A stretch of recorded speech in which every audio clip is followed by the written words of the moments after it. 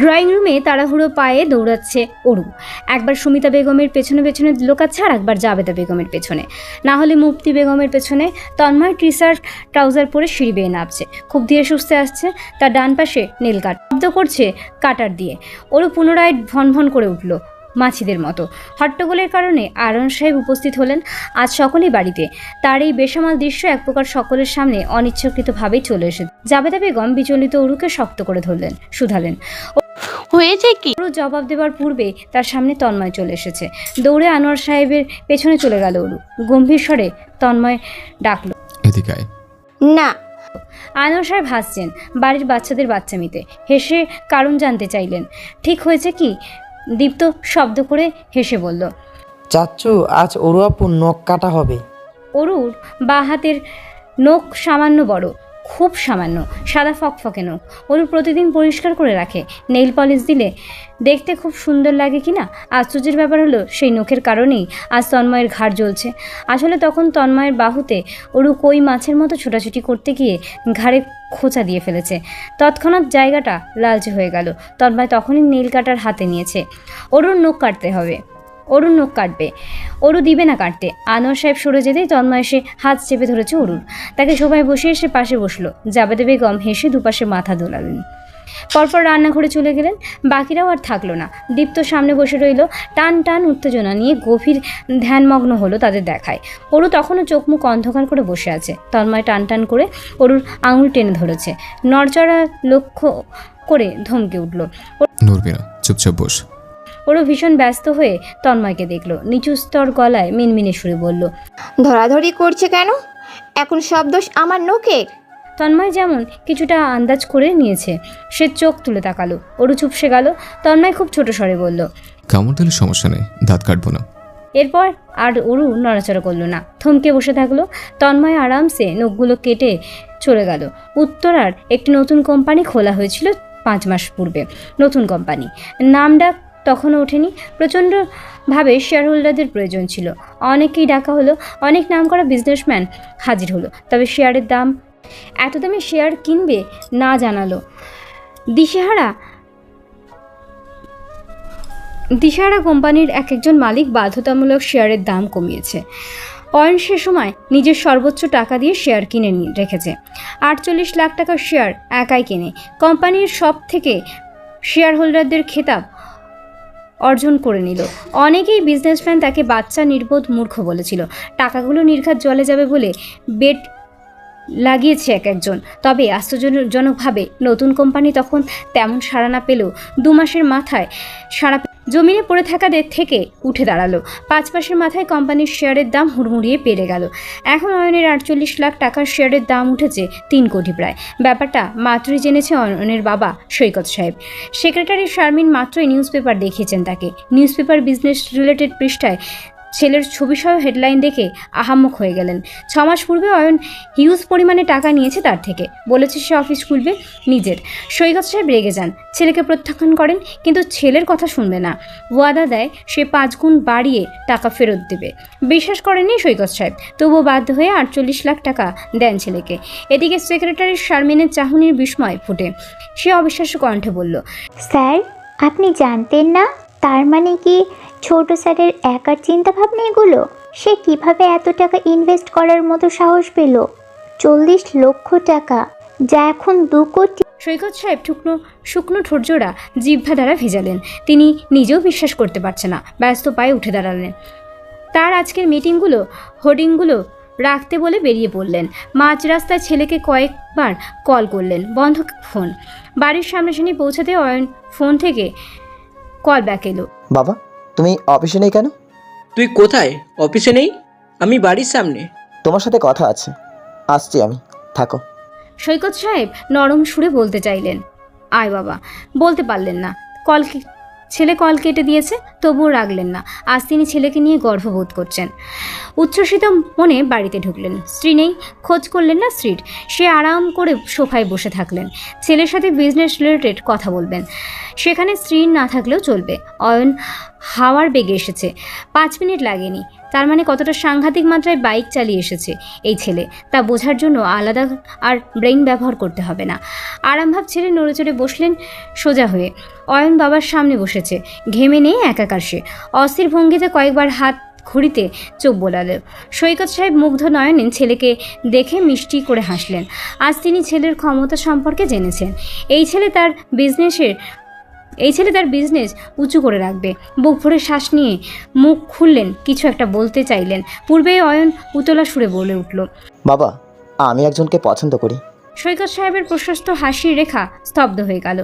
কয়েকবার পাপড়ি ঝাপটালেন। মুখ খুলবেন পূর্বেই অয়ন বলল, আজ তাকে পাত্রপক্ষ দেখতে আসবে। আমি সেটা হতে দেব না। তুমি এক্ষুনি গিয়ে আমার জন্য তার হাত চাইবে। সৈকত সাহেবের থমকে যাওয়া হাসি এবার বিলুপ্ত হওয়ার পথে। তিনি অবিশ্বাস্য নয়নে আবারও মুখ খুলতে চাইলেন। পূর্বেই অয়ন বলে দিল, আমি সাবিয়াকে বিয়ে করতে চাই বাবা। তো তুমি কি? সাবিয়া? কেন সাবিয়া? পাশের বাড়ির। সৈকত সাহেব আটকে উঠল, আর 1 সেকেন্ড বিলম্ব না করে বুক চেপে ধরলেন। তার শ্বাস আটকে এসেছে। এতগুলো আনইনভাইটেড অপ্রত্যাশিত তথ্য হজম করতে পারলেন না। সময় যেন পানির গতিতে চলে যায়। চোখের পলকে দুপুর গড়িয়ে বিকেল ঠেকেছে প্রকৃতিতে। সোনালি আলোয় আলোকিত চারপাশ। সাবিয়াকে তৈরি হতে বলে গিয়েছেন জাবেদা বেগম। সুন্দর করে শাড়ি পরতে বলেছিলেন মূলত। রান্নাঘরের কাজ শেষ করে এসে দেখেছেন তার মেয়ে এখনও ফ্লোরে বসে আছে, ঠিক যেভাবে দেখে গিয়েছেন। ব্রুজরা কুচকে বললেন, কি রে, তৈরি হইস না কেন? সাবিয়া জবাব নেই, একই ভঙ্গিতে বসে আছে। জাবেদা বেগম দুপাশে মাথা নাড়ালেন অতিষ্ঠ ভঙ্গিতে। জোর গলায় ডাকলেন, ওরু, রবি, কই তোরা? অরু আর রুবি একত্রিত রয়েছে, দুজন আড়াল হয়ে আছে। কেউ সাবিয়াকে তৈরি করতে যেতে চাইছে না। অরু তো কেটে নাক লাল করে ফেলেছে। রুবি ব্যস্ত পায়ে রুমে হাঁটাচলা করছে। সে জানতো না সাবিয়া অয়নের বিষয়টা। সব জেনেছে, জেনে অবাক হয়েছে ভীষণ। সাবিয়াকে ভালোভাবে জানে সে। এখন মেয়ে নিজের থেকেও ছোট একটা নিজের থেকে ছোট একটা ছেলেকে মন দিয়ে বসবে, কেই বা ভাবতে ফেলেছিল। 2-1 বার মুখ খুলেছে কিছু বলতে, অবশ্য কিছু বলতেও পারল না। চুপচাপ দেখা ছাড়া কিছু করার নেই। সাবিয়াকে অয়নের সঙ্গে ভেগে যেতে বলতো। তবে সেই ডিসিশনটা কতটা ভালো হতো, সেও তো তেমন তাদের সম্পর্কের ঘনিষ্ঠতা জানে না। নাক কুচকে রুবি বলল, কান্না অফ কর, বড় মা ডাকছে, চল। সাবি আপু কান্না করছে। করুক, আমার তার কান্না সহ্য হচ্ছে না। সহ্য না হলে কান আর চোখ বন্ধ করে চল। ওরও ভীষণ অনুভব করলো কেউ তাকে সিরিয়াসলি নিচ্ছেই না।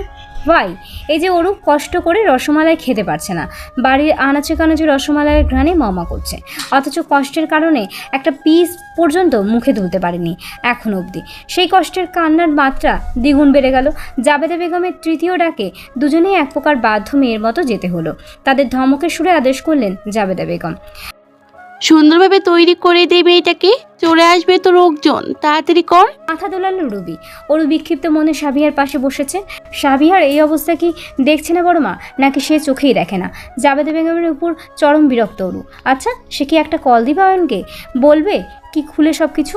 এই যে সাবিয়া সকাল থেকে কিছুটি খেলো না, আড়াল হয়ে কাঁদলো, কার জন্য? অবশ্যই অয়নের জন্য। এখন যে কে জানাতেই হবে। এখন সেই অয়নকে জানাতে হবে না বুঝি? ওর মনে মনে ঠাঁই নিল আর সে অয়নকে কল করবে, কিছুক্ষণ পরেই করবে। অয়নকে খুব করে বলবে কিছু করতে। সাবিয়া উঠে দাঁড়িয়েছে, চুলগুলো কোনো রকমে হাতে পেঁচিয়ে নিল। পা বাড়ালো ওয়াশরুমের দিকে। ফ্রেশ হয়ে এসে বসেছে ড্রেসিং টেবিলের সামনে। রুবি চিরুনি দিয়ে ধীরে সুস্থে সাবিয়ার চুলগুলো আঁচড়ে দিতে সাহায্য করছে। ওরু হাতে পেটিকোট আর ব্লাউজ নিয়ে দাঁড়িয়েছে। ব্লাউজটা কাজ খুব সুন্দর কারচুপির কাজ। এটা জাবেদা বেগমের নিজের বানানো। মেয়েকে এটা পরতে বলেছেন। ওরু ব্লাউজখানা নিজের পরতে নিয়েও থেমে গেল। এমত অবস্থায় রুমের সামনে হাজির হয়েছেন জাবেদা বেগম এবং লতা বেগম। লতা বেগম মূলত সাবিয়াকে দেখতে এসেছেন। শাড়িটা তিনি পরিয়ে দিবেন জানালেন। সাবিয়া অস্বস্তি অনুভব করলো। লতা বেগমের পানে বেশ করে তাকালো। বুকের ভেতরটা দুরু কাঁপছে। কাছ থেকে দেখতে পাওয়া অয়নের চেহারার সঙ্গে ভদ্রমহিলার কি মিল। লতা বেগম এসে সাবিয়ার মুখ উঁচু করে ধরল।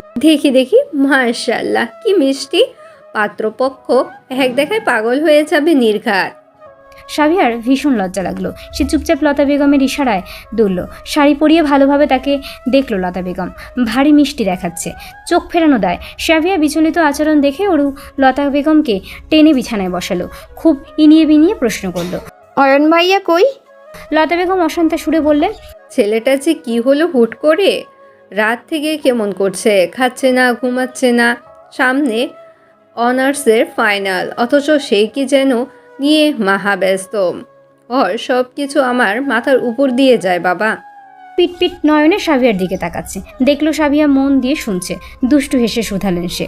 অয়ন ভাইয়াকে বিয়ে দিবেন না আন্টি? দিব তো, আমার তো একটা মাত্র সন্তান, বিয়ে দিয়ে দিলে দুটো হবে। ভাবছি বিয়েটা দিয়ে বাড়িতে একটা মেয়ে নিয়ে আসবো যত দ্রুত সম্ভব। আমার আর একা একা পড়ে থাকতে ভালো লাগে না। অরু উত্তেজিত হয়ে বলল, কণ্ঠ তটস্থ করে বলল, হ্যাঁ, বিয়েটা দিয়ে দিন। আশেপাশে চোখ বুলিয়ে দেখুন, ভালো মেয়ে আছে, একদম ফুল পরি। ভাবুক হয়ে বলল লতা বেগম। ভেবে বসলেন অরু নিজেকে ইঙ্গিত করে বলছে। তিনি বললেন, তোর তো বিয়ে হয়ে গেছে অরু। অরু স্তব্ধ, বিমূঢ়। আশ্চর্য, সে কি নিজের কথা বলছে নাকি? লজ্জায় হতভম্ব অরু চুপসে গেল। লতা বেগম উৎসুক ভাবে বললেন, তন্ময় কোথায়? ভাইয়া ঘরে। এই ভাইয়া কিসের? ভাইয়া ডাকবি না, তন্ময় বলে ডাকবি। দেখি ডেকে দেখা, এখান থেকে ডেকে ওঠ। ছেলেটা আসুক, কতদিন ধরে দেখি না। পারবো না। রবি হঠাৎ করে দুষ্টু বনে গিয়েছে। সে হুলস্থুলুস হয়ে লতা বেগমের সাথী হয়ে গিয়েছে। দুজন মিলে অরুকে হেনস্থা করতে শুরু করলো। বাধ্যতামূলক ডাকতেই হবে বলে চলেছে।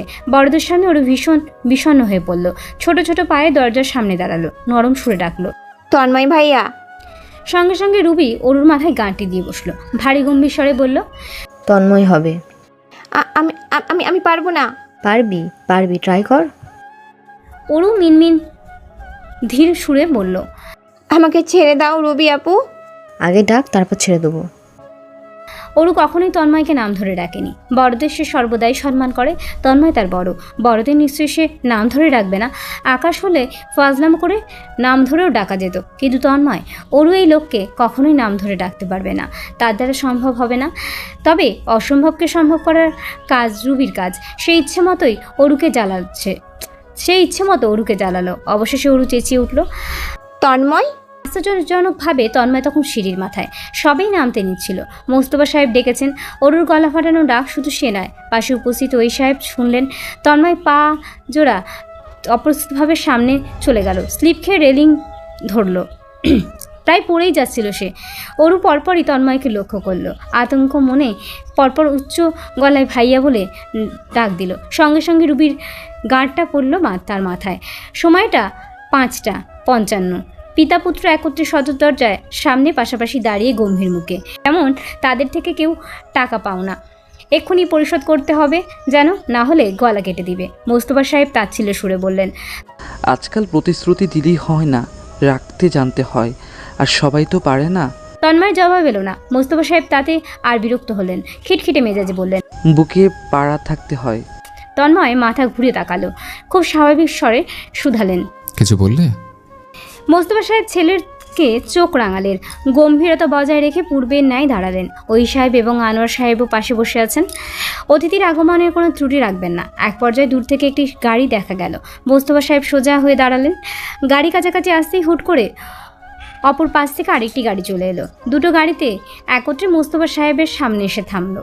একটি কালো রঙের গাড়ি আর একটি অবিবাহিত জোয়ান মেয়ে ঘরে থাকলে তার জন্য সম্বন্ধ আসা স্বাভাবিক। বিয়ের প্রস্তাব আসবেই, তবে একই দিনে একই সাথে একই সময় দুটো পরিবারের আগমন ঘটবে পাত্রপক্ষ হিসেবে, এটা নেহতি মস্করা। এই যে দুটো পরিবার তার চোখের সামনে রয়েছেন। মোস্তফা সাহেব সোফায় টানটান হয়ে বসে আছেন। উত্তেজনায় বিবেকহীন হয়ে পড়েছেন। একমাত্র ছেলেসহ প্রাণপ্রিয় ভাইদের পানে ঘন ঘন তাকাচ্ছেন। চোখে চোখে কথা বলছেন নতুন কপোতের মতো। সামনের সোফায় শ্যুট করতে অয়ন বসে আছে। গলায় টাই বাঁধা, হালকা খোঁচা খোঁচা দাড়ি, গাল থুতনি জুড়ে, চুলগুলো পেছনে জেল দিয়ে সেট করা। নিত্যদিনের মতো কপালে পড়ে নয়, ফর্সা বাম হাতে হাতঘড়ি ঝুলে। লম্বা চড়ায় সে পাশে বসা তার বাবাকে ছাড়িয়ে গিয়েছে অনেক বছর আগেই। আজ আর তাকে বাচ্চা হয় লাগছে না, বরং গম্ভীর এক গোপনীয় বুক পকেটে লুকিয়ে রাখা তেমন পুরুষ মানুষ লাগছে। অয়নের পাশে বসা সৈকত সাহেব মোড়ামুড়ি করছেন। স্ত্রী তার সামনেই দাঁড়িয়ে টিফিন বাস্ক হাতে বারবার চোখাচোখি করতে চাচ্ছে। হয়তো জিজ্ঞাসা করতে চাইবে এভাবে আসার কারণ কি, কিন্তু সৈকত সাহেবের কাছে আপাতত কোনো প্রশ্নের জবাব নেই। কিন্তু আর না আছে চোখাচোখি করার মতো সাহস। ঘরে গিয়ে কি জবাব দিবেন স্ত্রীকে সেটাও ভাববার। ছেলে স্ত্রী তো তাকে মধ্যখানে গিলে ফেলবে।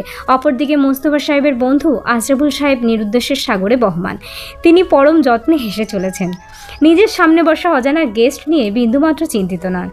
নিজের বড় ছেলে মুবিনের প্রশংসা সমানে করছেন। ছেলে কতদূর পড়েছেন, ডিগ্রি কোন সাবজেক্ট নিয়ে করেছেন, কোন খেলায় পুরস্কার পেয়েছেন, হেসে দুলে নিজেদের সম্পত্তির বর্ণনা করলেন। সুইজারল্যান্ডে তাদের অবস্থা কেমন, সেখানকার বিজনেস কতদূর এগিয়েছে, এইসব। অন্যদিকে সৈকত সাহেব কবুতরের ন্যায় বসে কোনো গুণগান ছেলের হয়ে করলেন না। তার সুদর্শন ছেলে একাই সেখানে শটান মেরে বসে সকলের আর্যগুলো কেড়ে নিয়েছে অনিচ্ছায়। তিনি চুপচাপ বসে আছেন। আর্যকে মোস্তফা সাহেবের দিকে মোস্তফা সাহেব আগে থেকে তাদের আসার কারণ না জানলে বুঝতেই পারতেন না এরা তার মেয়ের হাত চাইতে এসেছেন। এতটুকু ছেলে, তার মুখের অবস্থা দেখো, বুকের পাটা দেখো। আর এই বয়সে মোস্তফা সাহেব ছোট প্যান্ট পরে পকেটে ধুলাবালি ঢুকিয়ে ঘুরেছেন। বাবার ভয়ে প্যান্ট ভিজিয়ে রাস্তায় দৌড়েছেন। পিতামাতার মায়ের ভয়ে দাদা দাদির পেছনে লুকিয়ে ফিরেছেন। আর আজকালকার জেনারেশন ছেলে পেলে ভয় পাবে কি, এরা ভয় পাইয়ে মেরে ফেলবে বাবা মাকে। মাসখানেক পূর্বের কথা, মোস্তফা সাহেব বাগানে বসেছিলেন। আবহাওয়া ঠান্ডা, খুব আরাম করে বসে চা পান করছিলেন। মন মেজাজ বড্ড ভালো। তার আগেই ভালো প্রফিট করেছে কোম্পানি। ছেলে বিজনেসে পুনরায় হাত দিয়েছেন, প্রফিট তো করবেই। অত্যন্ত খুশি মনেই পরিবেশ উপভোগ করছিলেন। তখনই উপস্থিত হলো তার ছেলে তন্ময় কফির মগ হাতে এসেছে, বাবার পাশে বসেছে। দুজনের মধ্যে নীরবতা। একজন আর একজনের দিকে শুধুই আর্যকে দেখছেন, সরাসরি নয়। আবার নইবার সেদে কথা বলছেন আগ বাড়িয়ে। একসময় মোস্তফা সাহেব গম্ভীর মুখে শুধালেন, হয়েছে কি? তন্ময় খুব সাবলীল গলায় বলেছিল, তোমার বুকের ব্যথাটা আছে এখন? মোস্তফা সাহেব মুখের গম্ভীরতা বেড়ে গেল হাজার গুণে। তৎক্ষণাৎ বুঝে ফেললেন ছেলে তার বুকের ব্যথাটা নির্ঘাত বাড়াতে এসেছে। মৃদু ভয়ে তিনি আর প্রশ্ন করলেন না। নিঃশব্দে অতিবাহিত করলেন কিছু সময়। তন্ময় জবাব না পেয়ে আর কথা বাড়াচ্ছে না, আর চুপচাপ কফিতে চুমুক বসাচ্ছে। অধৈর্য মোস্তফা সাহেব একসময় তাচ্ছিল্য সুরে বলে উঠলেন, বুকে ব্যথা ট্যাথা নেই, বুড়ো হয়নি বুঝলে, এখনও তার তো যা মজবুত আছি। এসব 2 টাকার কথা আমার বুকে ব্যথা বাড়ানোর ক্ষমতা রাখে না। পরপরই তন্ময় স্বাভাবিক স্বরে বলে উঠেছিল, সাবিয়া একটা ছেলেকে ভালোবাসেন। ছেলেটার বয়সে ছোট হয়, বছর খানেকের প্রেম তাদের, সম্পর্ক গভীর। ছেলেটা পাশের বাড়ির অয়ন। নিস্তব্ধতায় চারপাশে টু শব্দ শোনা গেল না। মোস্তফা সাহেব স্তব্ধ বিমূঢ়, চাহনি শূন্যে পরিণত হয়েছে। অস্পষ্ট স্বরে কি বলে উঠেছিলেন। অবাস্তবিক অমানবিক ছেলে পুনরায় কথাগুলো বলে দিল নির্বিকার ভঙ্গিতে। মোস্তফা সাহেব শক্ত করে বুকটা ধরে রেখেছেন। একটা মাত্র ছেলে প্রেমে পড়েছে বলে তার দুনিয়া উথালপাতাল করে দিল, আর এখন মেয়েটা কি তার ছোট্ট জীবনে ঝড় তুলবে? মুবিনকে অয়ন ঘুরিয়ে ফিরিয়ে দেখলো বলা যায় না, চোখ রাঙিয়ে দেখলো বলতে হয়। মাথা থেকে পা অবধি দেখেছে। ঠিক কোথায় সাহস সঞ্চয় করে তার রমণীকে বিয়ে করতে আসছে সেটাই মূলত দেখতে চাচ্ছে। অয়নের এমন চোখ রাঙানো অনেকক্ষণ যাবৎ দেখেও না দেখার ভান করে যাচ্ছে মুবিন, কিন্তু আপাতত আর পারছে না। সেও তাকালো তার থেকে লম্বা চওড়া এবং ছোট বয়সের ছেলেটার চোখের দিকে। মুবিন উচ্চতা নিয়ে বড্ড ডিপ্রেশনে থাকে। নিজের থেকে লম্বা চওড়া পুরুষ সামনে দাঁড়ালে তার ইগোতে আজ লাগতে লাগতে ঝালাফালা হয়ে যাচ্ছে। এই পরিবার সব পুরুষেরই লম্বা চওড়া। এতটা লম্বা হওয়ার কারণ কি খায় এরা? ড্রয়িং রুমে থমথমে পরিবেশ। এতক্ষণ যাবৎ একতরফা কথা বলেছেন আশরাফুল সাহেব। এক পর্যায়ে তার কথা ঘুরিয়ে গেল। তিনি থামলেন। কিছু একটা গন্ডগোল হয়েছে সেটা আজ করতে পারলেন। ওই সাহেব কথা এগোনোর সুরে নতুনভাবে আলোচনা শুরু করলেন। পরিস্থিতি কিছুটা নিয়ন্ত্রণে এলো। আশরাফুল সাহেব বিনয়ী সুরে বললেন, কই সাবিয়া, দেখি একটু ওকে, কত ছোট দেখেছিলাম। অয়নের মুখশ্রী আরও গম্ভীর হলো। সে হাতের কনুই দ্বারা বাবাকে গুঁতো দিল। চোখের ইশারায় কথা বলতে বলল। সৈকত সাহেব হালকা কাশলেন, তবে এমতাবস্থায় কথা বাড়ানোর মতো বিবেক পেলেন না। ছেলেটাকে কত করে বোঝালেন পাত্রপক্ষ সাবিয়াকে দেখে যাক, তারপর না গিয়ে তারা প্রস্তাব রাখবে। দেখে গেলেই তো আর বিয়ে হয়ে যাচ্ছে না। কিন্তু কে শোনে কার কথা? ছেলের মতো সাবিয়াকে সেই পাত্রপক্ষ হিসেবে দেখবে, অন্য কেউ নয়। অবশ্য সৈকত সাহেব রাজি হননি প্রথমে। ছেলের বউয়ের বয়স বেশি, ব্যাপারটা ঠিক তার মানাচ্ছে না। একটুখানি ছেলে, তার এতটুকু ছেলে এখন বিয়ে করবে, আবার মেয়ের বয়সে বড়। এটা কোন বাবা মা মেনে নিবে? কিন্তু তিনি মানতে বাধ্য। প্রথমে ছেলেকে লোভ দেখালো, এই যে অয়ন তার বিজনেস সামলানোর দায়িত্ব নিবে বলল, শেয়ারের প্রফিটটা দিয়ে নতুন প্রজেক্ট শুরু করার ওয়াদা করলো, চিটাগাংয়ের আধা বিল্ডিংয়ের কাজেও হাত দেবার প্রতিশ্রুতি দিয়েছে। এইসব বড় বড় লোভে পড়ে তিনি নড়ে চড়ে গিয়েছিলেন কিছুটা, ঠিকই, তবুও মানেননি। পরেক্ষণেই ছেলে নিজের অনুভূতি প্রকাশ করলো। সৈকত সাহেব ছেলের একতরফা প্রেমের কাহিনী শুনে বড়ই কষ্ট অনুভব করলেন।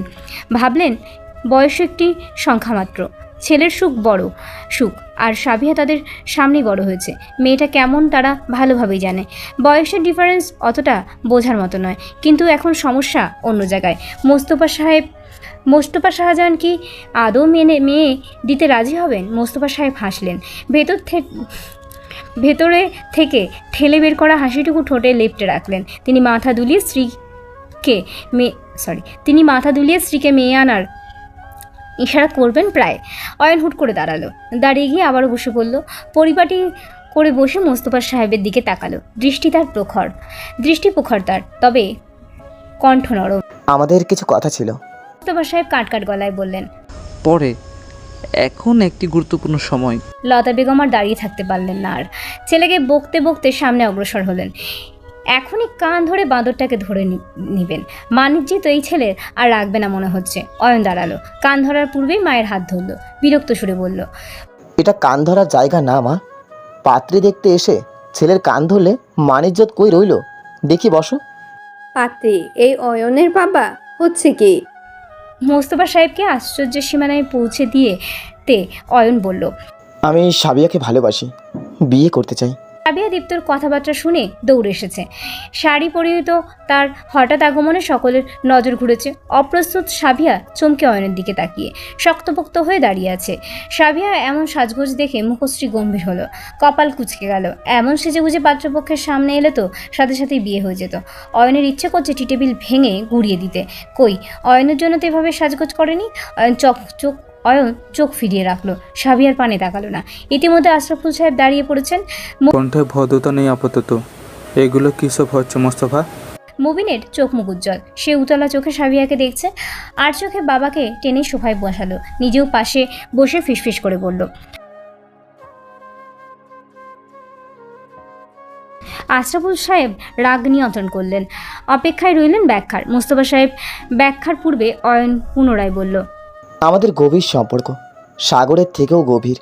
এই সম্পর্ক বিয়ে মাস্ট, না হলে পাপ লাগবে। স্তব্ধ আশরাফুল সাহেবও দাঁড়িয়ে পড়লেন, ছিছি করতে বেরিয়ে গেলেন। বাধ্যতামূলক ছেলে স্ত্রীকে টেনে নিয়ে যাচ্ছেন। যাওয়ার পূর্বে মোস্তফা সাহেবকে কথা শোনাতে ভুললেন। সৈকত সাহেব ছেলের সামনে দাঁড়ালেন। তার এই ছেলেটা এখন নিশ্চিত মায়ের খাবে। ভয় তিনি ছেলের সামনে দাঁড়ালেন। নিজের ছেলেকে একটা চড় দেন না। সেই ছেলেকে চোখের সামনে অন্য কেউ মারলে তিনি সহ্য করতে পারবেন না, একদমই নয়। তিনি ছেলের হয়ে মাপ চাইলেন, বিয়ের প্রস্তাব রাখলেন। দুজনের প্রেমের বিষয়টি খোলাখুলি বললেন। ওহি সাহেব বোঝার সুরে বললেন, ভাইয়ের মন মেজাজ খারাপ, আমরা একদিন ডেট ফিক্স করে কথা বলবো। সৈকত সাহেব রাজি হলেন। অয়ন হুড়মুড়িয়ে বেরিয়ে গেলেন। লতা বেগমও ছেলের পিছু ছুটলেন। যতক্ষণ না ছেলের কান টেনে লাল করবেন তার শান্তি নেই। সৈকত সাহেব যাওয়ার আগে আরেকটিবার মাপ চাইলেন। তারা যেতেই মোস্তফা সাহেব দ্রুত পায়ে নিজের রুমে চলে গেলেন। পেছনে জাবেদা বেগম ছুটলেন। সাবিয়া সিঁড়ির মাথায় বসে পড়েছে, অঝরে কান্না করছে। অরু রুবি তার দুপাশে ধরে রেখেছে। বিদ্যুৎ চমকাচ্ছে, বজ্রপাত তুমুল, বাতাস চেয়েছে হয়তো। বৃষ্টির শব্দ শোনা যাচ্ছে ব্যালকনি থেকে। ঘড়ির কাঁটা ঘুরছে 2:45। শাহজাহান বাড়ি নিস্তব্ধতায় ঘেরা। ঘণ্টাখানেক আগেই সকলে ঘুমোতে গিয়েছে। সকলের গভীর ঘুমে আচ্ছন্ন হয়তো। ওরও বিছানায় গড়াগড়ি করছে। পরপর উঠে বসলো, বিছানা ছেড়ে দরজা খুলে বেরোলো। তার ঘুম না আসার মূল কারণ রসমালাই খাওয়ার জন্য হৃদয় ব্যাকুল হয়ে আছে। যেহেতু পরিস্থিতি কিছুটা মিটমাট হয়েছে, এখন রসমালাই খাওয়াই যায়। বিড়াল ছানার মতো অন্ধকারে হাতড়ে এসেছে পাকঘরে। ফ্রিজ খুলছে, কিন্তু রসমালাই নেই, শেষ। ওরু ফ্রিজ উলটপালট করে রসমালাই খুঁজল, কোথাও নেই। আশ্চর্য, সে তো সন্ধ্যায় দেখলো ফ্রিজ ভর্তি রসমালাই। কষ্টে ওরুর চোখ ভিজে ওঠার উপক্রম। সবাই জানেন তার রসমালাই পছন্দ, অথচ তার জন্য একটা পিসও রাখলো না কেউ। দুঃখে কষ্টে ফ্রিজ আটকে ঘুরতেই মুখ চেপে ধরল। এখনও চিৎকার করতে যাচ্ছিল। তন্ময় সামনে দাঁড়িয়ে ঘুমন্ত মুখমণ্ডল, চোখজোড়া ছোট লাল ঘুমের অভাবে, উস্কো শুষ্ক চুলের অবস্থা। তার হাতে খালি পানির বোতল। সে ফ্রিজ থেকে ঠান্ডা পানির বোতল নিতে এসেছে নিশ্চয়ই। অরু বুকে থুতু ছিটিয়ে শ্বাস ফেলল। ফ্রিজের সামনে থেকে সরে দাঁড়ালো। তন্ময় অরুকে ভালোভাবে দেখে নিল। ভোতা মুখ দেখে জিজ্ঞাসা করলো, কি হয়েছে? তন্ময়ের কণ্ঠ ভাঙা এবং গম্ভীর। তার ঘুমন্ত স্বর এই নিস্তব্ধ আধারে কাটা ঘায়ে নুনের ছিটে যেমন। অরু হাঁসফাঁস করে সরে দাঁড়ালো, ইনিয়ে বিনিয়ে বলল, কিছুই না। খেতে পেয়েছে? অরু বিড়বিড় করে ভেঙালো, খিদে পেয়েছে। হ্যাঁ, খিদে পেলে যে আমার রান্না করে খাওয়াবে। তন্ময় প্রশ্ন করলো। কি খেতে ইচ্ছে করছে? অরু পাপড়ি ঝাপটালো, খুব মিনমিনে করে অভিমানে সুরে বলল, রসমালাই। তন্ময় ফুলহাতা খানা কনুই পর্যন্ত তুলে রান্নাঘরের বাতি জ্বালালো। শব্দহীন ভঙ্গিতে সেলফোন বের করে ইউটিউবে ঢুকলো। রসমালাই বানানোর রেসিপি ফলো করছে। একটি ভিডিও ছেড়েছে, উপকরণগুলো নোট করে নিয়েছে, সেগুলো খুঁজে সামনে রাখছে। দুধ বের করে বসিয়ে দিল চুলায়। ওরও বিস্ময়ের চূড়ান্তে। সে মোটেও এমন রিয়াকশন তন্ময়ের থেকে আশা করেনি। অবিশ্বাস্য চোখে তাকিয়ে আছে। ভীতকর কদমে তন্ময়ের পাশে এসে দাঁড়ালো। কম্পিত গলায় জিজ্ঞাসা করলো, কি করছেন? রসমালাই বানাবো। আপনি রসমালাই বানাতে জানেন? না, রেসিপি ফলো করব। দরকার নেই, চলুন। তন্ময় শুনল না। তড়িৎ হাতে রান্নাঘরে ব্যস্ত হয়ে পড়েছে। অরু নিজ মনে তাকিয়ে রইল। তন্ময়ের হাতের আঙুলগুলো লম্বা, নিমিষেই সব কিছু আঙুলের ফাঁকে নিয়ে ফেলেছে। শক্তপোক্ত গম্ভীর মুখশ্রী তার, যেমন পৃথিবীর কোনো কিছুর ধার সে ধারে না, অথচ সেই না ধারা মানুষটা অরুর এক কথায় রসমালাই বানাতে ব্যস্ত। সে তাও এই বৃষ্টির আমের মাঝরাতে এত ভালো লাগা সে কই রাখবে? অরু খুশিতে অরুর মুখমণ্ডল জলজল করছে। কিছুটা উঁচু হয়ে হুট করে ব্যস্ত শেপ তন্ময়ের গালে চুমু খেয়ে বসলো। তন্ময়ের ব্যস্ত হাতজোড়া থেমে গেল, স্তব্ধ হয়ে রইল কিছুক্ষণ। পরপর আবারও কাজে ব্যস্ত হলো। প্রতিক্রিয়া দেখালো না কোনো। অরু সাহস পেল, খিলখিলিয়ে হেসে অপর প্রান্তে চলে এলো। হাস্যোজ্জ্বল চেহারা দেখিয়ে বলল, আমাকে বলুন কি করতে হবে, আমিও সাহায্য করব। ভিনেগার দে। এগিয়ে দিল। আকাশ সমান আগ্রহ নিয়ে তন্ময়ের রসমালাই বানানো দেখছে, সঙ্গে এটা সেটা এগিয়ে দিচ্ছে। একসময় জিজ্ঞাসা করলো, অয়ন ভাইয়াকে কি মেনে নেবে চাচ্চু? দেখা যাক। আজ তো সে রাজার ন্যায় এসেছে, তাই না? কতটা সুদর্শন লাগছিল দেখছিলেন? বেশ বড় বড় ভাব রেখেছে চারপাশে। মনেই হয়নি সে অনার্স স্টুডেন্ট। সাবিয়া আপু ভ্যাবলার মতো তাকিয়ে আছে ভাইয়ার দিকে। ও, আপনার কি তাকে সাবিয়া আপুর জন্য উত্তম মনে হলো? ছোট এখনো। কোথায় ছোট?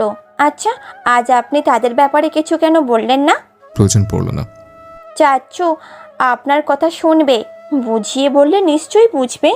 তন্ময় একটা ইম্পর্টেন্ট পার্টি আছে, মনোযোগ সব দেখ সেখানে।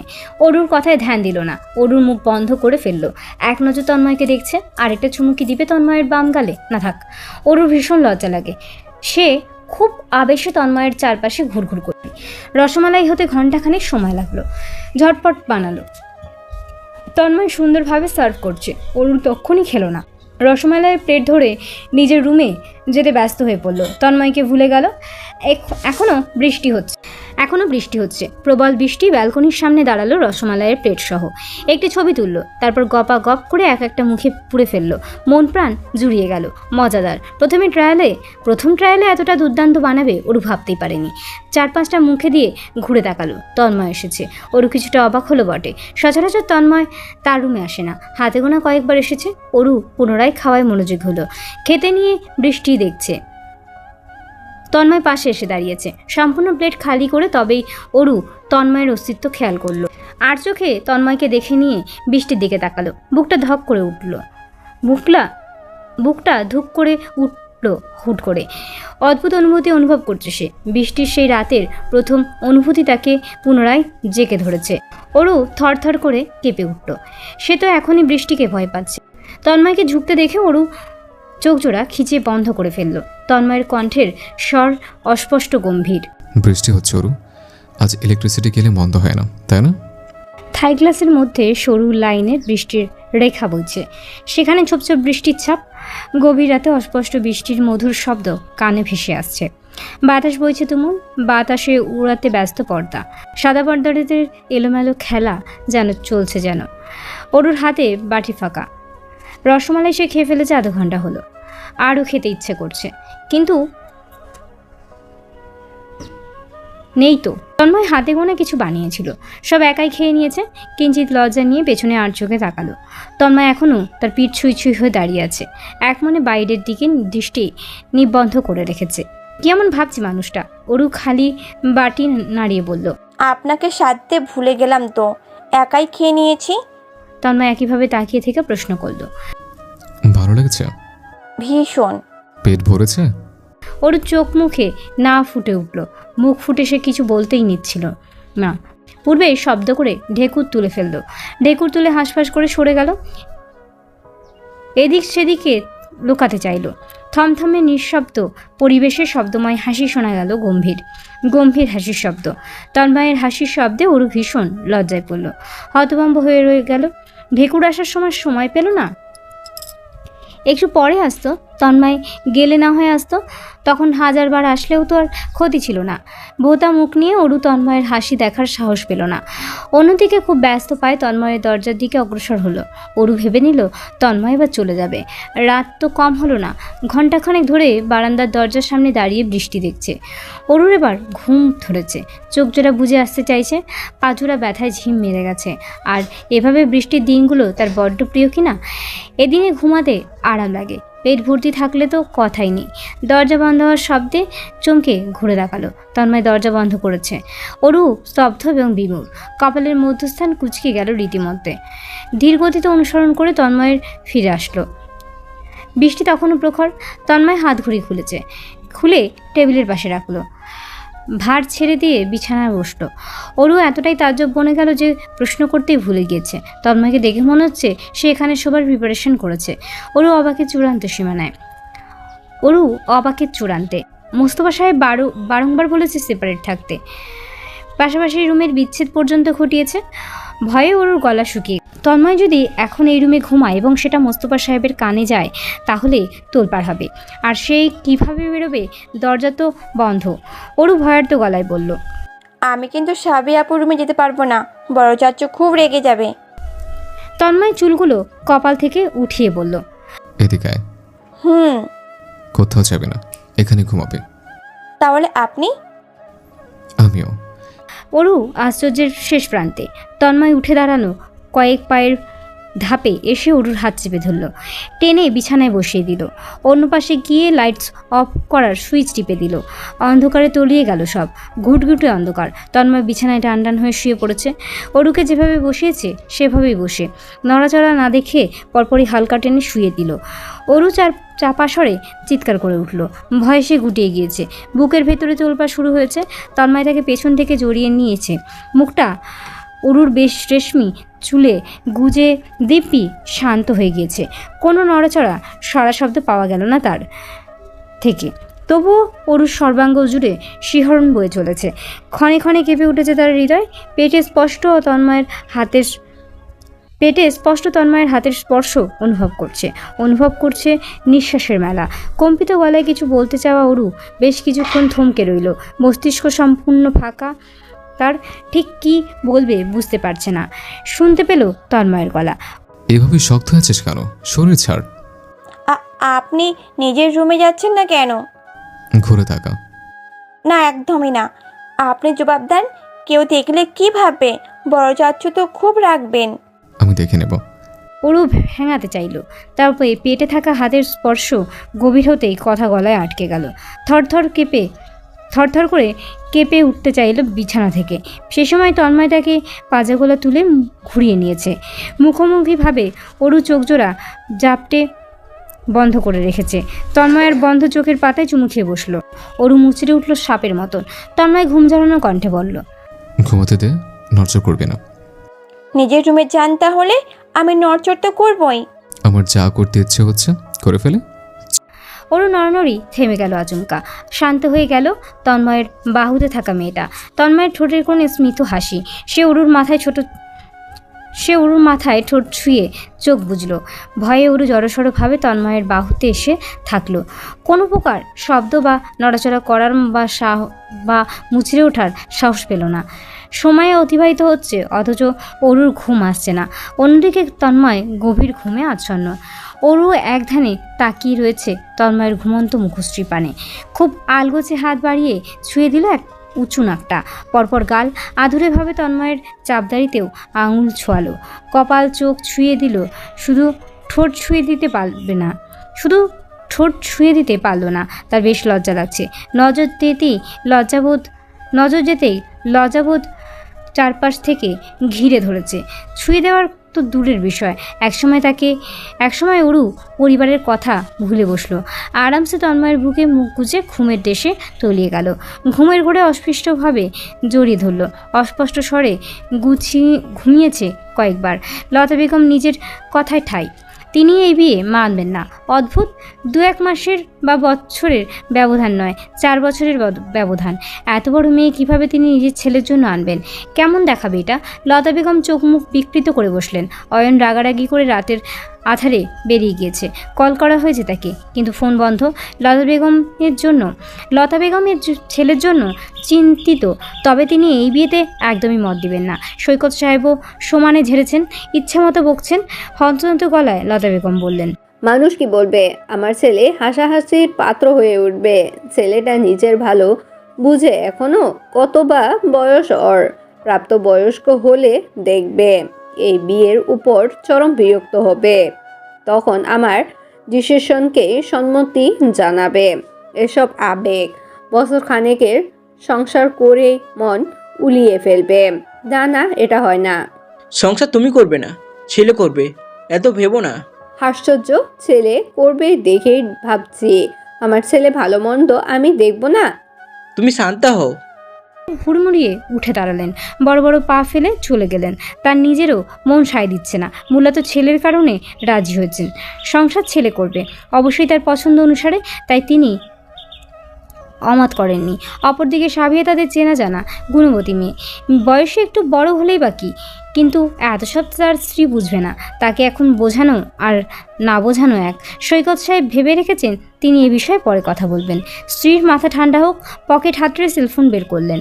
ছেলেকে কল করলেন আবারও, সুইচ অফ বলছে পুনরায়। চিন্তিত হয়ে পড়লেন, গাড়ির চাবি নিয়ে বেরিয়ে পড়লেন। এত রাতে ছেলেটা কই গেল দেখতে হবে তো। সাবিয়ার কান্নাকাটি থেমেছে রাত 2:45-এ। এতক্ষণ ধরে সে টানা কেঁদেছে, থেমে ভাঙা গলায় কেঁদেছে। চোখ মুখ নাক সব লাল করে ফেলেছে। টিস্যু আর চারপাশে ছড়িয়ে ছিটিয়েছে। গলা শুকিয়ে কাট হয়ে আসছে। 1 গ্লাস পানি অবধি গলায় দেয়নি মেয়েটা।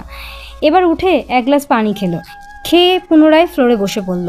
অনেকক্ষণ তো কেঁদেছে, কেটে হয়রান হয়ে পড়েছে গলা এবং চোখ জোড়া। এখন তার বিশ্রাম নিতে ইচ্ছে করছে। যেমন শত চেষ্টার পরও জল আসছে না চোখ দিয়ে। এরপর কি হবে? সাবিয়ার শ্বাস আটকে আসছে ভাবতেই।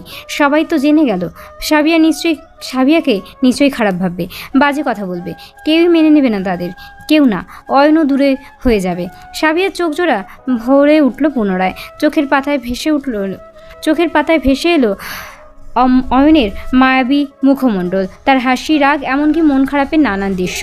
নাক টেনে বিছানায় হাতড়ে সেলফোন হাতে নিল। অয়নের কোনো কল আসেনি। এত বড় তাণ্ডব করে মাপ পর্যন্ত চাইল না। তার পুরো সম্পূর্ণ পৃথিবী, কোনো ধ্যান জ্ঞান নেই ছেলেটার। কেন যে কোনো চিন্তা ভাবনা নেই। বৃষ্টি থেমেছে। আধার আকাশে এখনও ঝকঝকে পরিষ্কার চাঁদের দেখা মিলেছে। মেঘেদের এড়িয়ে জল করছে। চাঁদটা ঠিক অয়নের মাথার উপর যেমন। তার আঙুলের ফাঁকে জ্বলন্ত একটা সিগারেটখানা হুঠার ঠোঁটে ছুঁয়ে চলেছে সে। তার মুখের সামনে ধোয়ার মেলা। পরনের টি-শার্ট এবং প্যান্ট এখনও ভেজা। চুলগুলো লেপ্টে কপালে পড়ে আছে। প্রচণ্ড বিরক্ত ভঙ্গিতে সিগারেটে ফুঁক বসাচ্ছে। উসখুস করে কয়েকবার দেওয়ালে লাথি বসিয়েছে। অস্পষ্ট স্বরে গালিগালাজও করেছে। ঠিক কাকে করেছে অজানা। চোয়াল শক্ত করে সেলফোন ছুঁড়ে মেরেছে ঘণ্টাখানেক আগে। সেই ভাঙা ফোন ভেঙে চুরমার হয়ে গিয়েছে। কাজ করছে না। টাচ স্ক্রিন চুরচুর হয়ে আছে। রেগে মেগে আরেকটি আছাড় বসালো। শব্দ হলো বিকট, তবে তপ্ত শ্বাস ফেললো। চুলগুলো কপাল থেকে ওঠালো। লাফিয়ে সাবিয়াদের ছাদে এলো। ছাদের দরজা বন্ধ। না হলে অয়ন সোজা সাবিয়ার রুমে ঢুকে যেত। অস্থির পায়ে ফিরে যেতেই নিচ্ছিল। তখনই পায়ের শব্দ শুনতে পেল। পরপর দরজা খোলার শব্দ। অয়ন ঘুরে তাকালো, সাবি এসেছে। এখনও শাড়ি পরে আছে, সাজগোজ কিছুটা নষ্ট হয়েছে, তবে কপালের টিপ এখনও একই জায়গায়। চকচক করছে ফর্সা কপালে, চোখ জোড়া ফোলা ফোলা এবং লালচে, কান্নাকাটি করে ভাসিয়েছে যেমন। অয়নকে দেখতেই রেগে তাকালো, হুড়মুড়িয়ে চলে যাবার জন্য পা বাড়ালো। অয়ন দ্রুততম গতিতে ছুটে গেল, চেপে ধরল সাবিয়ার হাত, টেনে আনলো ছাদে, দরজাখানা শব্দ করে লাগালো। দরজার সঙ্গে সাবিয়ার পিঠ ঠেকিয়ে তাকে আটকে রাখলো। সাবিয়া হাঁসফাঁস করছে, নাক ফুসছে তার, প্রচণ্ড রাগে থরথর করে কাঁপছে সে। আজ যা হয়েছে সব অয়নের জন্য, শব্দ অয়নের। সাবিয়া মুচড়ে উঠল, দুহাতের সাহায্যে অয়নকে ঠেলতে চাইল। অয়ন সরল না, ঠায় দাঁড়িয়ে রইল, শক্তপোক্ত গম্ভীর মুখশ্রী নিয়ে তাকিয়ে আছে। এখনই সাবিয়াকে চিবিয়ে খেয়ে ফেলবে যেমন। সাবিয়াও সমানতালে রাগী চোখে তাকিয়ে। অয়ন আচমকাই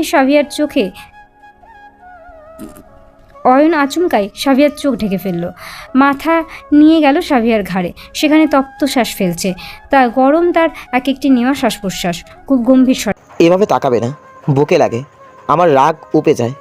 সাবিয়া অয়নের হাত সরাতে চাইল, পারল না, বিরক্তি সুরে বলল, দেখি সরো। পরপুরুষের সামনে এমন সাজগোজ করে যাবার মানে কি? কই, আমার সামনে তো কখনো এভাবে আসলে না। আসিনি আর আসবো না, আজই আমাদের শেষ দেখা। তুমি আমার সাথে আর কোনো দিন কানেকশন করার চেষ্টাও করবে না, ছাড়ো, নাহলে আমি চাচাবো। অয়ন আকাশ থেকে বলল। সাবিয়ার চোখের সামনে থেকে হাত সরালো। সাবিয়া দৃঢ় নজরে নিজের ক্ষিপ্ত নজর রাখলো। কি বললে? আবার বলো তো। বারবার বলতে পারবো না, সরে দাঁড়াও। মগের মুল্লুক পেয়েছো নাকি? আমি আইসক্রিমের সস্তা বাটি নই যে খেয়ে দিয়ে ফেলে দেবেন। ফেলে দিলাম। ভালো হচ্ছে না কিন্তু। দেখি সরো। আরেকবার চেষ্টা করে দেখো, মতামত চেঞ্জ হয়ে যেতে পারে। কি?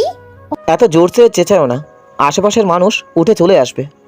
সাবিয়া দিশেহারা হয়ে অয়নের হাতে কামড় বসালো, শক্ত কামড়। অয়ন সঙ্গে সঙ্গে চোখ বুজে ফেললো, দাঁত খিচিয়ে রাখলো, তবুও হাত ছোটানোর চেষ্টা করলো না, সাবিয়াকে কামড়াতে দিল। অয়নের প্রতিক্রিয়া না পেয়ে সাবিয়া আরও বিরক্ত হলো। এক পর্যায়ে হাত থেকে মুখ সরালো, দাঁতের দাগ বসে আছে স্পষ্ট, রক্ত বেরোবে এমন অবস্থা। অয়নের চোখের কোণ ভিজে গেছে। সাবিয়ার একটু খারাপ লাগলো, পরমুহূর্তে দোষ অয়নকেই দিল। তাকে ছেড়ে দিলে তো আর কামড় দিত না, জেদ ধরে কামড়াতে দিয়েছে। হাত সরিয়ে নিত, কে না করেছে হাত সরাতে? স্বেচ্ছায় নিয়ে রাখলে তো আর তার কি দোষ? সাবিয়া নির্বিকার ভঙ্গিতে বলল, আর কামড় খেতে না চাইলে সরে দাঁড়াও। অয়ন হাতে গিয়ে দিল। সত্যি কামড় দেবো কিন্তু। দাও। সাবিয়া মুখ বাড়ালো। অয়ন চোখ বুঝলো, নিজেকে প্রস্তুত রাখলো, তবে যেটার জন্য প্রস্তুত রইল সেটা এলো না। নরম তুলতুলে একটি স্পর্শ অনুভব করতে পেল, চমকে চোখ মেলে তাকালো। সাবিয়ার ঠোঁটজোড়া এখনও ক্ষতস্থান ছুঁয়ে আছে। আরেকবার ঠোঁটজোড়া ছুঁয়ে মাথা তুলে তাকালো, চাঁদের আলোয় দেখতে পাচ্ছে অয়নের ফ্যাকাশে মুখশ্রী। বৃষ্টিতে ভিজেছে নিশ্চয়ই, হাত গরম। অয়নের কপালে হাত ছোঁয়ালো, জ্বর আসবে তার। সাবিয়া চিন্তায় পড়ে গেল। অয়ন বৃষ্টিতে ভিজেছ কেন? অয়ন আরও ঘনিষ্ঠ হলো, মাথা ঠেকিয়ে চোখ বুঝল, গরম নিঃশ্বাস ফেলছে সে, আর তার কণ্ঠের স্বর গম্ভীর। আমার তোমাকেই চাই, কিন্তু যেভাবে হোক না কেন তোমার আমার হতেই হবে। খুব ভালোবাসি তোমায়। শাহজাহান বাড়ির নারীদের ঘুম ভাঙে ভোর সকালে। ভোরের আলো যখন ফুটলো, তারপর সম্পূর্ণ বাড়িঘরে হাঁটাচলা করবে। অভ্যাসবশত আজও তাই করছে। বাড়িঘর ঘুরে ফিরে রান্নাঘরের কোণে দাঁড়িয়ে রয়েছে জাবেদা বেগম, তার বরাবর দাঁড়িয়ে রয়েছেন সুমিতা বেগম। দুজনের কোনা চোখে একে অপরের দিকে চাওয়াচাই করছেন, তবে মুখে কিছু বলছেন না। এমন সময় মুফতি বেগমের প্রবেশ। ঠান্ডা পানি নিতে এসেছেন। এভাবে জাবেদা বেগম আর সুমিতা বেগমকে দাঁড়িয়ে থাকতে দেখে শুধালেন, হয়েছে কি? জাবেদা বেগম মুখখানা কাঁচুমাচু করলেন, ঠিক কিভাবে বলবেন বুঝতে পারলেন না। মাথাটা দুদিকে ঘুরিয়ে ফিরিয়ে রান্নাঘরে ঢুকলেন। সুমিতা বেগমও আর চোখে তাকিয়ে চলে গেলেন। বোকার মতো মুফতি বেগম ফ্রিজের দিকে অগ্রসর হলেন। সাত সকালে কি এমন হলো? ওদিকে সুমিতা বেগম ছটফট করছেন, সব কিছু উল্টোপাল্টা করে ফেলেছেন। দুধে পানি ঢেলে ফেলেছেন, আটা গোলাতেও পানি বেশি ব্যবহার করেছেন, পরোটায় আলু বেশি হয়ে গেল, এমন হাবিজাবি সব সমস্যা। অন্যদিকে জাবেদা বেগমও রুখে দুখে কাজ করছেন, বারবার ফিরে তাকাচ্ছেন একটি কাঙ্ক্ষিত রুমের দিকে। আরেকবার দৌড়ে ছুটে চেক করছেন মোস্তফা সাহেব উঠেছেন নাকি। তড়িঘড়ি করতে গিয়ে হয়রান হয়ে পড়েছেন, কপালে বিন্দু বিন্দু ঘামের চিহ্ন। তপ্ত শ্বাস ফেলছেন ক্ষণে ক্ষণে, দ্বিধাজড়িত পায়ে দুবার রুমের সামনে গিয়ে ফিরে এলেন। পুনরায় রান্নায় ব্যস্ত হবার বৃথা চেষ্টা করছেন। সুমিতা বেগম ইনিয়ে বিনিয়ে বললেন, ডাকবো? কি জানি? ভাইজান উঠে যাবেন কিছুক্ষণের মধ্যেই। একটা টোকা মেরে আয়। আপনি যান ভাবি, তুই যা সুমিতা। আপনি বড় ভাবি, আপনি যান। আমাকে মানাবে না, তুই ছোট্ট, তুই যাবি। মুফতি বেগম চোখ মুখ কুঁচকে বললেন। কোথায় যেতে হবে আমাকে বলো, আমি যাব। জলজল করে উঠল জাবেদা বেগমের চোখ জোড়া। তিনি অরুর নতুন রুমের দিকে আঙুল দেখিয়ে বললেন, টোকা মেরে আয় দু একটা। এতটুকুই কাজ? তোমরা যেমন করেছিলে, অদ্ভুত। মুফতি বেগম এগিয়ে গেলেন, ছটপট হাতে করাঘাত করলেন, উচ্চস্বরে ডাকলেন, এই আরু উঠে পড়, সকাল তো হলো। পর্দার পেছনে জাবেদা বেগম আর মুফতি বেগম দুজনেই ভীষণ অপ্রস্তুত হয়ে পড়েছিলেন। তবে এখন ঠোঁটের মুচকি হাসি লোকাতে ব্যস্ত, মহাব্যস্ত। অরুর ঘুম ভেঙেছে সূর্যের কিরণে, ঝলমালানো কিরণ সোজা তার পাশে শুয়ে থাকা তন্ময়ের মুখের উপর পড়ছে। উজ্জ্বলতায় ঘেরা তন্ময়ের মুখশ্রী অরু মন দিয়ে দেখতে লাগলো। একসময় কাত হয়ে উঠে বসলো, সূর্য আড়াল করলো, তন্ময়ের মুখে পড়তে দিল না। হাত বাড়িয়ে চুলগুলো কপাল থেকে সরিয়ে দিল। ভাবুক নজরে শুধু তন্ময়কে দেখতে থাকা অরু হঠাৎ করাঘাতের শব্দে চমকে উঠল। মুফতি বেগমের চওড়া কণ্ঠে ভয় পেয়ে গেল। তন্ময়েরও ঘুম কেটে গিয়েছে, সে পিটপিট করে চোখ মেলেছে, কপালে সূক্ষ্ম ভাঁজদার। বসে থাকা অরুর পানে কিছুক্ষণ তাকিয়ে থেকে পরপর উঠে বসলো। অরু ততক্ষণে দাঁড়িয়ে গিয়েছে, মারাত্মক লজ্জিত সে। এভাবে এই মুখ বাইরে কিভাবে নিবে? সে তো তন্ময়ের দিকে ভালোভাবে তাকাতেই পারছে না। তন্ময় বিছানা ছেড়ে উঠে দাঁড়িয়েছে, দেওয়াল ঘড়িতে নজর বোলালো। ঘড়ির কাঁটা 8:18-তে। সে ব্যস্ত পায়ে ওয়াশরুমের দিকে ছুটল, যেতে নিয়ে বলে গেল, চোরের মতো দাঁড়িয়ে না থেকে উপরে গিয়ে কাপড় চোপড় আর অফিস ব্যাগটা নিয়ে আয়। লজ্জা কেটে গেল, রেগে মেগে অস্থির হয়ে পড়ল তৎক্ষণাৎ, আপনি চোর। দ্রুত আন। অরুর গলার স্বর নামিয়ে আরও কয়েকবার চোর চোর বলল। খুব শব্দহীন ভঙ্গিতে দরজা খুলল। তার মধ্যে জড়তা কাজ করছে এক প্রকার। লজ্জায় মাথা কাটা যাচ্ছে। এতক্ষণে নিশ্চয়ই সবাই জেনে গিয়েছে, হলো তাই। অরু রুম খুলতেই মুফতি বেগমকে দেখতে পেল। দূরে দাঁড়ানো সুমিতা বেগমও, জাবেদা বেগমকেও দেখতে পেল। তারা অপলক দৃষ্টিতে তাকে দেখছে। মুফতি বেগম উঠেছিস বলে হেসে চলে গেলেন। জাবেদা বেগমও নজর সরিয়ে সাইড কাটলেন। রয়ে গেল সুমিতা বেগম। তিনি ধীর পায়ে অরুর সামনে এলেন, মুখমণ্ডল গম্ভীর করে বললেন, এভাবে বেরিয়েছেন কেন? নিজের দিকে তাকালো, বলল, কিভাবে? গোসল সেরে বেরোতে হয়। আমি তো দুপুরে গোসল করি মা। সুমিতা বেগম মহা বিরক্ত হলেন, কপালে হাত চেপে বিড়বিড় করলেন। মেয়েকে চোখ রাঙিয়ে বললেন, একসাথে থাকলে ফরজ গোসল করতে হয়। তুই? তন্ময় বেরিয়ে এসেছে। সে টাওয়াল পেঁচানো, খুব স্বাভাবিক স্বরে বলল, চাচি, গতকাল খুব ট্যাট হয়ে পড়েছিলাম, তাই এর উপরে যায়নি। এখনো ঘুমিয়ে পড়েছিলাম, এত কিছু ভাবার মতো কিচ্ছু হয়নি। সুমিতা বেগম চোখ পিটপিট করলেন। ও আচ্ছা বলে চলে যাবার জন্য পা বাড়ালেন। অস্বস্তিকর পরিস্থিতিতে পড়ে গিয়েছেন। তিনি তো ভালো চিন্তাভাবনা নিয়ে এসেছিলেন। কে জানতো সে যে ফার্স্ট সব কিছু ভেবে ফেলেছেন। ওদিকে অরু বোকার মতো দাঁড়িয়ে আগামাথা না বুঝতে পেরে শুধালো, কি ভাবার মতো কিছুই হয়নি। তন্ময় ধমকে সুরে বলল, তোকে কাপড় চোপড় আনতে বললাম। যাচ্ছিলামই তো, এর মধ্যে পক পক পড়ে, যা দ্রুত। অরু তন্ময়ের আকর্ষণীয় দেহে ভালোভাবে নজর দিতে পারল না। মুখ বেঁকিয়ে তাড়াহুড়ো পায়ে ছুটল উপরে। অবশ্য এক ঝলক দেখেছে, তাতেই লজ্জায় তার মরে যাই অবস্থা। অরু ওড়না দুলিয়ে ড্রয়িং রুমে আসলো। সাজগোজ করে পরিপাটি সে। হাঁটার তালে নুপুরের শব্দ রাঙিয়ে উঠেছে চারিপাশ। তন্ময় তখনও ড্রয়িং রুমের সোফায় বসে অরুকে দেখেই বলে, বিছানার উপর আমার শার্ট প্যান্ট রেখে এসেছে, বিকেলেই লাগবে, ধুয়ে শুকাতে দে। অরুর মাথায় বাজ পড়লো যেন। চমকে তাকিয়ে রইল। নিজের কাপড় চোপড় সে ধুয়ে পারে না, আর তন্ময়ের কাপড় চোপড় ধুবে? অরুর মন ক্ষীণ করে ফেলল। চোখ জোড়া বড় বড় করে আশেপাশে তাকালো। সকলেই উপস্থিত, অথচ কেউ কিছু বলছে না। অরু নাক ফুলিয়ে রাখলো। এক পা নড়ল না এক পাও। তন্ময় পুনরায় বলল, যাচ্ছিস না কেন? আপনি বুয়াকে দেন নাই কেন ধুতে? তুই কি যাবি? অরু হাঁসফাঁস করে সিঁড়ির দিকে হাঁটা দিল। তন্ময় আজকাল যত সম্ভব হুকুম করে অরুকে। এটা সেটা নিয়ে সব কিছু নিয়েই তার হুকুম আজেজ তো লেগেই থাকে। যেমন সেদিন অফিস থেকে এসে অরুর হাতে একটা ফাইল ধরিয়ে দিল, হুকুম করলো গুছিয়ে রাখতে। তোতা পাখির মতো অরু বলেছিল, নিজের জিনিস নিজে কেন রাখছেন না? তন্ময় ভোতা চোখে তাকিয়ে অরুকে ভয় পাইয়ে দৌড়ে দেওয়ায় আজ সন্ধ্যায় সেই ফাইল তন্ময় আনতে বলেছে। অরু কই যেন রেখেছে, মনেই নেই। সেই ফাইল খুঁজতে খুঁজতে ঘন্টা লেগে গেল। 7:30 তন্ময়ের রুমে ফাইল হাতে। তন্ময় তখন মহাব্যস্ত, এই ল্যাপটপ ঘাটছে, না হলে একের পর এক ফাইল।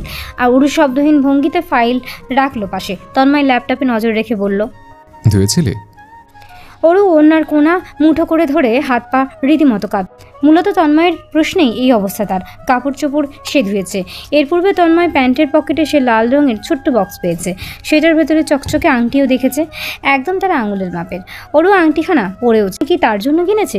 অরু বিষয়টি সকাল থেকে বলতে যেও পারছে না। এখন যখন তন্ময় যেতে জিজ্ঞেস করেছে, সে লজ্জার সম্মুখীন হয়ে পড়ল। অস্পষ্ট স্বরে বলল, হুম আংটি পেয়েছিস? হুম আঙুলে ফিট হয়েছে? হুম কই দেখি। আমি পড়িনি। সঙ্গে আছে? হুম এদিকে আয়। অরু ঠায় দাঁড়িয়ে এগিয়ে গেল না কথা মতো। তন্ময় উঠে দাঁড়ালো, নিজেই এগিয়ে আসলো। অরু আংটির বক্স অন্যায় বেঁধে রেখেছিল, সেখান থেকে ছোটালো। বক্স তন্ময়ের হাতে নিল, ছটপট হাতে আংটি বের করে অরুর আঙুলে পরিয়ে দিল, ঠিক এঙ্গেজমেন্ট আঙুলে। অরু লক্ষ্য করলো তন্ময়ের হাতের আঙুলেও আংটি। অরু আগে কখনো তন্ময়কে আংটি পরতে দেখেনি, এই প্রথম, তাও হুবহু একই ধরনের আংটি। অরুর ঠোঁট জুড়ে মিষ্টি হাসি ফুটে উঠতে চাইছে। সে খুব প্রচেষ্টায় হাসি লোকালো। তন্ময় আবারও ব্যস্ত পায়ে চলে গেল। কাজে ভীষণ ব্যস্ত সে। অরু লাজুক নয়নে তাকিয়ে রইল। হাতটা সামনে দেখছে সে, হাতটা সমানে দেখছে সে। কি সুন্দর মানিয়েছে আংটিখানা। অরু সঙ্গে সঙ্গে গেল না, চেয়ার পেতে মন দিয়ে তন্ময়কে দেখতে লাগলো। খুঁটিয়ে খুঁটিয়ে তার ইচ্ছে করলো জিজ্ঞাসা করতে, আপনার জন্য বেডি আনি, মাথাটা টিপে দিই। তন্ময় হুট করে ফাইল বন্ধ করে ফেললো। কপালে আঙুল চেপে ধরলো। মাথা ব্যথা করছে খুব। কপাল সহ চোখজোড়া কুঁচকে ডাকলো। অরু ব্যস্ত ভঙ্গিতে উঠে দাঁড়ালো। কিছুটা গিয়ে প্রশ্ন করলো, তারপর খুব মাথা ব্যথা করছে, কপি করে আনবো? তন্ময় পুনরায় দানব আদেশের সুরে বলল, মাথাটা টিপে দে। এই ইচ্ছে মনে তখন পোষণ করলেও আপাতত করতে দ্বিধাবোধ এবং লজ্জাবোধ ঘিরে ধরে চলুকে। তবে পরক্ষণেই তন্ময়ের অতিরিক্ত কুচকানো কপাল দেখে দ্রুত পায়ে এগোলো। খুঁজে আনলো মুভ ক্রিম। তন্ময় মাথা এলিয়ে চেয়ারে বসে। অরু পেছনে গিয়ে দাঁড়ালো। আঙুলে ক্রিম নিয়ে তন্ময়ের কপাল স্পর্শ করলো। নরম তুলতুলে হাতে তার এক একটি স্পর্শ যেন স্বর্গে নিয়ে যাচ্ছে তন্ময়কে। সে গম্ভীর স্বরে ছোট করে শোধালো। অরুর হাত থেমে গেল। তন্ময় চোখ বন্ধ অবস্থায় বলল, থামিস না। মোস্তফা সাহেবের কানে পৌঁছেছে লতা বেগম সাবিয়াকে নিয়ে অসন্তুষ্ট। বিয়েটা তিনি মেনে নিতে চাচ্ছেন না। সাবিয়ার বয়স বেশি, বিন্দুমাত্র মানানসই নেই দুজনের মধ্যে, এমন আক্ষেপ পুষে রেখেছেন মনে। সঙ্গে সঙ্গে বলাবলি আলোচনা তো করছেন কিছু কটু কথা। সেসব আলোচনা ছড়িয়ে পড়েছে মহল্লায়। মোস্তফা সাহেব মেয়ের জন্য হলেও রাজি হবেন বলে ভেবে রেখেছিলেন, তবে এখন আর তা সম্ভব নয়। তিনি স্পষ্ট ভাষায় জানিয়ে দিয়েছেন এ সম্পর্ক মেনে নেবেন না, কিছুতেই না। মেয়েকে এমন কোনো পরিবারের কাছে তুলে দিবেন না যারা তার মেয়ের কদর করতে জানে না। সাবিয়াকে পরদিন তিনি ড্রয়িং রুমে ডাকা হলো। বাড়ির সকলের সামনেই মোস্তফা সাহেব বলেছেন অয়নের সঙ্গে যোগাযোগ না রাখতে, কোনো প্রকার কথাবার্তা দেখা সাক্ষাৎ করা যাবে না, অয়নকে ভুলে যেতে হবে। আশ্চর্যজনকভাবে সাবিয়া মাথা পেতে মেনে নিয়েছে বাবার আদেশ। তাও খুব স্বাভাবিকভাবেই, কোনো হেলদোল দেখায়নি। বরং সেদিনই রুমে ঢুকে সেলফোন থেকে সিম বের করে ভেঙে ফেলেছে। কাছ থেকেও লিভ নিয়েছে স্বেচ্ছায়। এক প্রকার সে ঘরবন্দি করে নিল নিজেকে। বাবার সব কথা মুখ বুঝে মেনে নেওয়ার কারণ হয়ে রয়েছে সাবিয়ার কাছে। সে জানতে পেরেছে লতা বেগমের নারাজি। তার বলা এক একটি কথা কানে এসেছে সাবিয়ার। চারপাশে আলোচনা এখন শুধু সাবিয়া। সবার ধারণা এখানকার অপ্রয়োজনীয় ব্যক্তি সাবিয়া। অয়ন ছোট, কতটুকু বুঝে এসে। সাবিয়া তো বড়, ঠিক সময় বিয়ে শাদী হয়ে গেলে তার একটা বাচ্চাও থাকতো। এমন হাজারো আলোচনা কথা শুনেছে সাবিয়া। তৎক্ষণাৎ হৃদয় তার কেমন মরে গেল। বাবার যুক্তির সাথে মিল পেল সে। যোগাযোগ করার সকল রাস্তা বন্ধ করে এই ব্যাকুল হৃদয় যে মানতে নারাজ। বিচলিত হয়ে ছটপট করে চলেছে প্রতি মুহূর্তে। এক দ্বন্দ্ব শান্তি দিচ্ছে না। তোলপাড় করে তুলেছে মুখের ভেতর। দম বন্ধ হয়ে আসছে। যন্ত্রণায় গলা দিয়ে পানি পর্যন্ত গিলতে পারছে না। চারপাশের কিছুতেই আনন্দ মিলছে না। রঙিন পৃথিবী আধারে তলিয়ে গেল। অন্ধকারে রূপান্তরিত হলো প্রত্যেকটি কোণা। সাবিয়ার পরিবর্তনগুলোর পরিবারের চোখে নিউজ পেপারের হেডলাইনের মতো ছেয়ে গেল। বুধবার বিকেলে জ্ঞান হারিয়ে ফেলল সাবিয়া। অজ্ঞান সাবিয়াকে প্রথম দেখতে পেয়েছে অরু। সেই চিৎকার চেঁচামেচি করে বাড়ির সবাইকে জড়ো করেছে। ডাক্তার ডাকা হলো। দুর্বল হয়ে পড়েছে সাবিয়ার শরীর, মানসিক ক্লান্তিতে ভুগছে সে, ডিপ্রেশনের দিকে চলে যাচ্ছে ক্রমাগত। তার অবস্থা ভালো নয়। ডাক্তারের এক একটি কথা ধারালো তীরের ন্যায় মোস্তফা সাহেবের বুকে বেঁধেছে। তিনি মাসখানেক ধরে মেয়ের পরিবর্তন লক্ষ্য করে বলেছেন। মোস্তফা সাহেব অগ্রাহ্য করেছিলেন। সময়ের সাথে পরিবর্তন হয়ে যাবে তার মেয়ে, অনিমেষ ভঙ্গিতে বলেছিলেন। তবে আজ যা হলো সেটা মেনে নিতে পারছেন না। চোখের সামনের মেয়ের এমন করুণ অবস্থা সহ্য হচ্ছে না। কি করবেন, কোথায় যাবেন বুঝতে পারছেন না। জাবেদা বেগম রুম ট্রান্সফার, আজ থেকে তিনি মেয়ের সঙ্গে থাকবেন। যতটুকু সম্ভব চোখের সামনে রাখবেন মেয়েকে, কথা বলতেই থাকবেন মেয়ের সাথে। তারপর দেখবেন কিভাবে মেয়েটা ডিপ্রেশনে থাকে। এসব ডিপ্রেশন সব দূর করে দিবেন। আধার রাতের ঘড়ির কাঁটা 9টায় ঘুরছে। এমন সময় শাহজাহান বাড়ির সদর দরজায় হাঙ্গামা শুরু হয়েছে। চেঁচামেচি, তুমুল শব্দ, বিকট শব্দের কারণে সকলেই বেরিয়ে আসতে বাধ্য হলো, এমনকি সাবিয়াও। সেও নিচে নামেনি, দোতলার বারান্দায় এসে দাঁড়ালো। সদর দরজায় অয়ন দাঁড়িয়েছে, খুব আলগোছে অবস্থা, ক্ষিপ্ত মুখশ্রী, শরীরের সর্বোচ্চ শক্তি ব্যবহার করে কেচি কেটে আঘাত করে চলেছে, মুখ দিয়ে উচ্চস্বরে চেঁচিয়ে ডাকছে।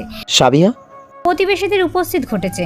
চারপাশের মানুষ জড়ো হয়েছে। মোস্তফা সাহেব ক্রুদ্ধ হয়ে আছেন, বেসামাল গতিতে ছুটে এসেছেন। অয়ন চেঁচালো, আমার সাবিয়া কোথায়? কি করেছেন ওর সাথে? মোস্তফা সাহেব চোয়াল শক্ত করে ফেললেন। ওই সাহেব ক্ষিপ্ত গলায় শাসালেন, চেনা জানায় বিধায় চুপ আছি, না হলে এতক্ষণে হাজতে থাকতে। অয়ন ভয় পায় না, পুলিশ ডাকুন। আপনার বাড়ির মেয়ের জন্য মার খেতেও রাজি। আগে সাবিয়াকে ডাকুন। ওই সাহেব রেগে এগোলেন, ক্রুদ্ধ নয়নে তাকিয়ে রইলেন, তেজে ছটফট করছেন। এই মুহূর্তে তন্ময় বেরিয়ে আসলো, তার সঙ্গে আকাশও রয়েছে। তন্ময় বাসার কাপড় চোপড় পরে কিছুক্ষণ আগেই অফিস থেকে এসেছে। খুব শান্ত ভঙ্গিতে মোস্তফা সাহেবের পাশে দাঁড়ালো। আকাশ সদর দরজা খুলে দিল, উচ্চস্বরে চেঁচিয়ে প্রতিবেশীদের উদ্দেশ্যে বলল, ট্রেলার বিনামূল্যে দেখতে দিলাম, বাকিটা মুভিতে চলবে। সেই মুভি দেখলে হয় টিকিট কাটতে হবে, না কাটলে সকলে নিজ নিজ গর্তে চলে যান।